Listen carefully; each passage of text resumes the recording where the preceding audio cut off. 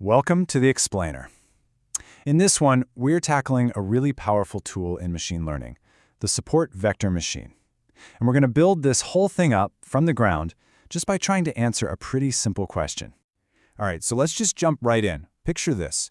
You've got two groups of data points, right? Let's say red dots and blue dots. And your job is just to draw a line that separates them. Simple enough. You could draw a line here, maybe over here, or even way over here. But you gotta ask, are all these lines really the same? Are they all equally good? You know, your gut probably tells you no way. Some of those lines they feel a little risky, don't they? They're kind of too close for comfort. So we're not just looking for any old line that separates the data. No. We are on a quest for the single best line, the one that gives us the cleanest, most confident split possible.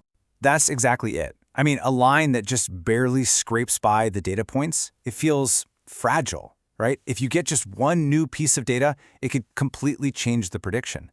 What we really want is a boundary that gives us the most breathing room, the most buffer. One that isn't just right, but is confidently right. And this brings us to a really cool, really intuitive idea. Forget about drawing a skinny little line for a second. Instead, imagine you're a city planner. You're trying to build the widest possible street between two neighborhoods, our two clusters of data. And the one rule is no houses, no data points are allowed on the street itself. So this street we're talking about, it actually has a technical name. We call it the margin. And the whole point, the entire goal of a support vector machine, or SVM, is to find the line that makes this margin, this empty buffer zone, as wide as it can possibly be. Because the wider that margin, the more robust, the more confident our classifier is. So here's the key. Our final decision boundary, the line that's going to make the predictions, it's not the edge of the street, it's not the curb. It's the yellow line right down the middle. What this means is we're not just separating the data. We are actively pushing the two groups as far away from each other as we can. Okay, but what actually determines how wide this street can be? Well, it turns out it's only a handful of points, the ones that are right up on the edge, the closest ones to the other side. These super important points are called these support vectors. And they're called that for a reason. They literally support the entire margin. You could take any of the other points and move them all over the place, and absolutely nothing would change. But if you just nudge one of those support vectors, the whole street, the whole boundary has to change. All right, so this whole widest street idea, it leads us to our very first version of this model. Think of it as the idealized, perfect world version. This is the SVM in its most strict, most uncompromising form. This is the hard margin SVM, and it works on a really simple but very strict rule. Find the widest possible margin that perfectly separates the two classes. We're talking zero tolerance here. Not one single data point is allowed to be inside that margin or on the wrong side of the line. Now, for this to even work, your data has to be, well, perfect. It has to be perfectly linearly separable. Now, that sounds awesome in theory, right? But what happens when we leave the clean world of textbooks and step into the messy, chaotic real world? Because let's be honest, real data is almost never that clean or cooperative. And this is where we find the model's Achilles heel. The hard margin SVM, it's a perfectionist.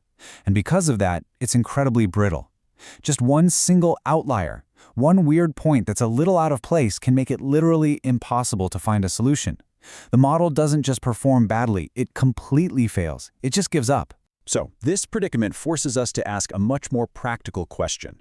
How do we hold on to this beautiful, elegant idea of the widest street, but make it flexible enough to handle the messy, sometimes overlapping, and just plain imperfect data that we're going to see in the real world? And the answer, it turns out, is to add a little bit of flexibility. This brings us to the hero of our story, the soft margin SVM.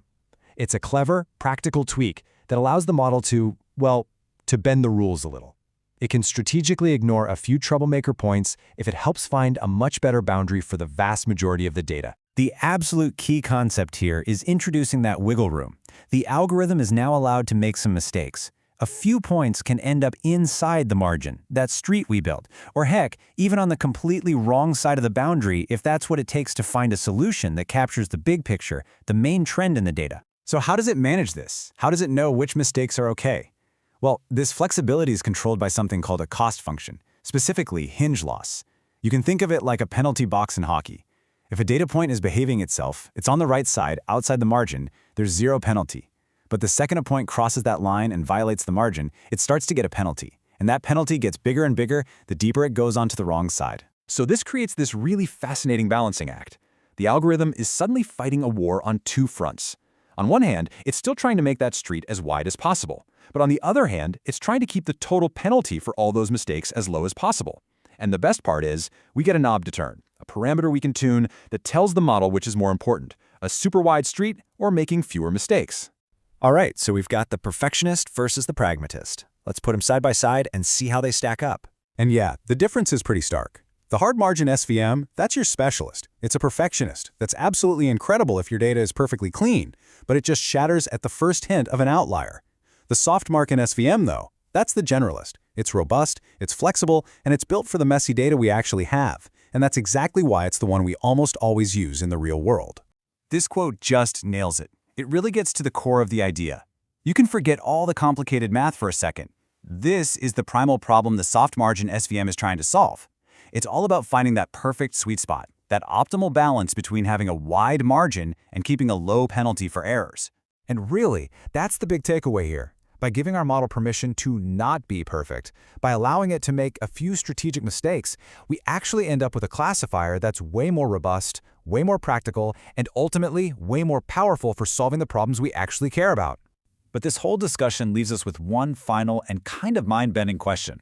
We've gotten really good at finding the best straight line to separate our data. But what if the best boundary isn't a line at all? What if it's a circle or some other crazy curve? Well, we'll have to save that for another time.